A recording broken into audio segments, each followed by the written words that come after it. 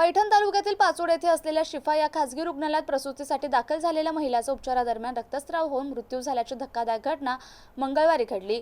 या प्रकरणामुळे परिसरात संताप व्यक्त केला जात असून संबंधित रुग्णालयाच्या कार्यपद्धतीवर गंभीर प्रश्नचिन्ह उपस्थित झाले आहे। पैठण तालुक्यातील खानगाव येथील सायमा अल्ताफ शेख या महिलेला प्रसूतीसाठी सोमवारी पाचोड येथील शिफा रुग्णालयात दाखल करण्यात आलं होतं। प्रसूती दरम्यान मोठ्या प्रमाणात रक्तस्राव सुरू झाला, मात्र परिस्थिती गंभीर असतानाही संबंधित डॉक्टर दाम्पत्यानं आम्ही सर्व व्यवस्थित करतो, ताण घेऊ नका असं सांगत वेळकाढूपणा केल्याचा आरोप करण्यात येतोय। दरम्यान महिलेची प्रसूती झाल्यानंतर तिची प्रकृती अधिकच खालावली।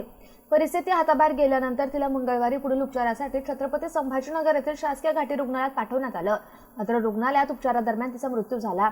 या घटनेप्रकरणी पाचोड पोलिसांनी वैद्यकीय अहवालाच्या आधारे MLC नोंदवली आहे। तसेच मृत महिलेच्या नातेवाईकांनी पोलिसात तक्रार देऊ नये यासाठी काही जणांकडून अथक प्रयत्न सुरू असल्याची माहिती समोर आली आहे। या घटनेनंतर रुग्णालयाचे डॉक्टर दाम्पत्यांनी रुग्णालय आणि औषधी दुकान बंद करून मृत महिलेच्या नातेवाईकांची समजूत काढण्यासाठी गेल्याचे समजते।